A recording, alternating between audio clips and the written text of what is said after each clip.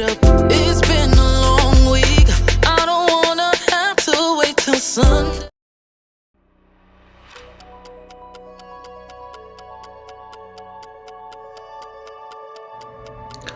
What's up, you guys? It's your girl Jen checking in. Thanks so much for clicking on this video. If you haven't already, please go ahead, like this video, share, comment, and subscribe to the channel. You guys, this one is gonna be tough. Looking at this beautiful, cute little face, and then knowing the fate that this baby ended up succumbing to is really disheartening. It's devastating. It's really taking a toll on my whole city. If you know me, you know I'm from Detroit, born and raised. I guess if you're new to the channel, I should probably introduce myself.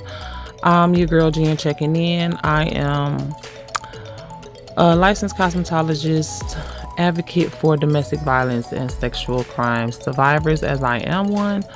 I'm a single mom too, a beautiful young lady who just turned 15. I have a lot of dogs in this fight, you guys, and when I tell you I've been watching this case since day one. This little girl went missing 7 days after my daughter's 14th birthday.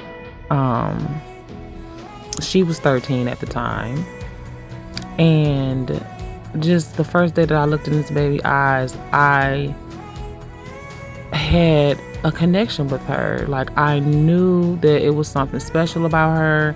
I knew there was something that connected us, and I had just been heavy laden. I'd been praying that she would be found, but I had that dread in my heart from day one that this baby had met some sick fate. So then when the details of the case started to come out and it started to mirror so many details in the situation of my literal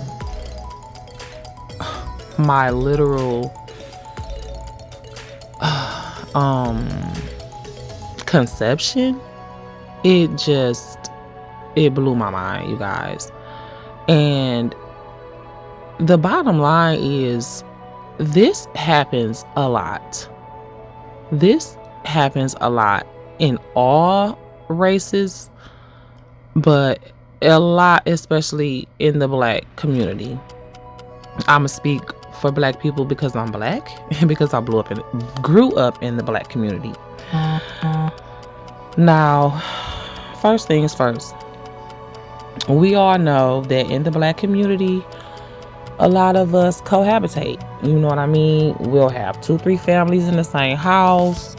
You know what I mean? We got sisters, boyfriends, grandmas, uncles, aunties, cousins, you know, and this happens in a lot of races, don't get me wrong. You know, the Latino community sees this a lot, I know, but especially in the Black community, we all cohabitate, you know what I mean? And a lot of times we are, you know, trusting our kids around people who we just assume we can trust, whether it be our own siblings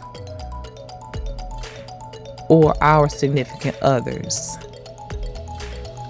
our own grandparents. You really cannot trust anybody around your kids nowadays. You have to make sure that first and foremost, you're covering them in the blood of Jesus. You're covering them in prayers, and you're being diligent and very watchful, paying attention to little details. The judge said it, and she held nothing back when she pointed the finger at all of those adults in that house. Now, some of the questions that I initially had was the number one question that I initially had. Because, okay, we could always say, well, why was all them people living in the same house? Where was the mama? Where was the daddy of Neziah? You know, why was the aunt living with her mom with all them kids? But none of that is more pressing than why would the grandma and Shannon wait until the next day to report this baby missing? First of all, that is what did not sit well with me. It never will. Why would she wait until the next morning? How were you able to close your eyes and comfortably get some sleep, Annette, or whatever your name is, knowing that your granddaughter was not home safe or somewhere safe? You had no idea where she was and you was able to lay down and go to sleep? That makes absolutely no sense to me. That's the first red flag, and that's the first thing that tells me that Annette, Grandma Annette, whatever her name is, needs to be investigated for neglect, because there's no way in the world she was supposed to be able to go to sleep without knowing the exact whereabouts of Neziah. Like, that's just not acceptable at all. And then the next morning, you don't immediately, as soon as you open your eyes and realize she's not there, call 911. You continue with your morning routine, quote unquote. Leave the house and go to school and let them call the police. As a matter of fact, they called the school police. And then what's up with that? Why would the school police wait a whole month to get DPD involved? I feel like everybody was looking at Neziah as if she was already a lost cause. Like, they was blaming her for being missing instead of looking at it as if she was endangered from day one. And I just feel like that was really messed up. Seems like, seems like Neziah was fooled into thinking that Jarvis was the only one who actually cared about her. Especially if you go from the text messages, right? Because why is it that she felt comfortable, or she felt the need to ask Jarvis for some pads when she got 2 adult females that is in charge of her? Why would she ask Jarvis for some pads? Are you freaking kidding me? Why wouldn't she ask her Auntie Shannon? Why wouldn't she ask her grandma? I don't care if she was fucking Jarvis. Excuse my language. Okay? And I was watching 7 Mile Radio today, and somebody called in, and they made this statement. They said that they don't think Jarvis killed her because they think Jarvis was actually in love with her. He actually did love her. And I'm going to elaborate on that for real. I'm going to do a video on that to go real deep, take a deep dive into that, because I am a product of Neziah Harris. My father was 34 years older than my mother when he first started having sex with my mother. And at the end of the day, long story short, my mother's family, when they found out, they pretty much exiled my mom to another state, sent her to boarding school, and did not continue to pay attention to her like they should have. And the crazy part about it is my dad was actually my mom's aunt's boyfriend. Now, I'm gonna put it out there, and I'm not the only one who has this type of stuff that happened in the family, especially not back in the 60s and the 70s. It was really going on back then because it wasn't prevalently being spoke about how it is now. You didn't have the Me Too movement. You didn't have all these advocates for children Back then, children was really on their own when they was being abused by these people. And sometimes the only people that they had to take care of them was their abusers, because you had people like these aunts that was jealous and blaming the victims. It was victim blaming going on even back then, even to this day, as you can see. And so I see why some people thinking like, maybe Shannon was jealous of Naziah. Maybe Shannon did something to Naziah, and Jarvis was trying to hide her from Shannon. Who knows? I mean, it's a whole lot of crazy theories going on. But at the end of the day, they all need to be locked up. Starting with Annette. She need to go first because she's the start of this. She's the one who should have been stopping these generational curses, because that's what it is. It's a spirit on this family. Annette was probably molested by somebody. Shannon and her sister was definitely molested by somebody. Naziah's mama molested by somebody 9 times out of 10. And then they in turn molested people. It was already put out there that Shannon molested one of her cousins. And then it ended up on this baby. The last generation of the Harris family. And it ended in this tragic, terrible end. Whereas for me, it turned out to be a big blessing. My daddy did not kill my mama. He ended up taking care of my mama, loving my mama for 10, 15 years later to the day he died. He took care of me. He was a good daddy. He might not have been the best man in the world, because at the end of the day, he did not adhere to the law. He was sneaking around, messing with his girlfriend's niece that was underage. That shit was wrong. Just like Jarvis, he took advantage of a young girl. But unlike Jarvis, my daddy stood 10 toes on what he did.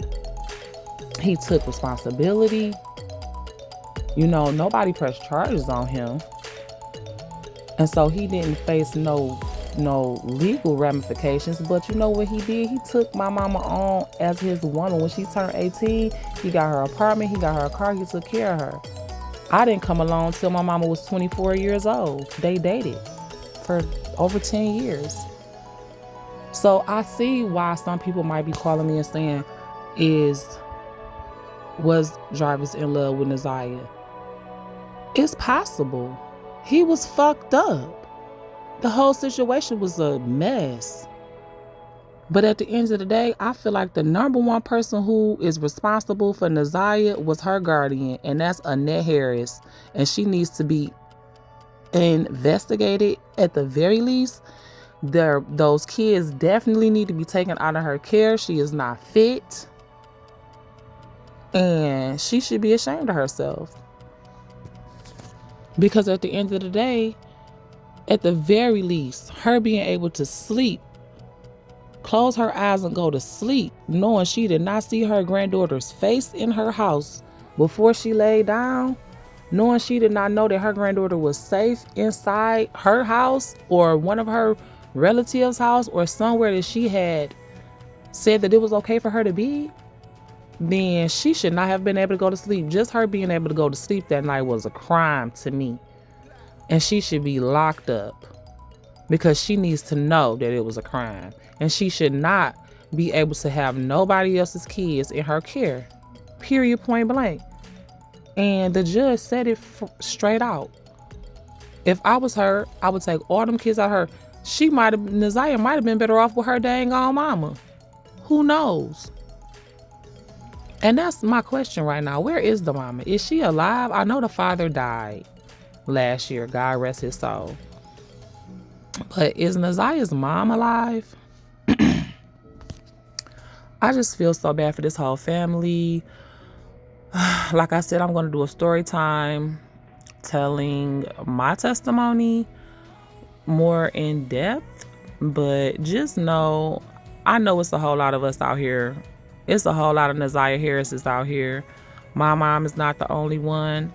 I grew up to become a survivor of SA from one of my mom's boyfriends. I ended up being a victim of, or a survivor, because I'm not a victim of anything, a survivor of date rape, like once you're overcome by that spirit, it's hard to get it off of you, and you have to really go into a deep dive of prayer, fasting, and believing in the Holy Spirit. So I'll get back with y'all. Don't forget to like, comment, and subscribe to this channel.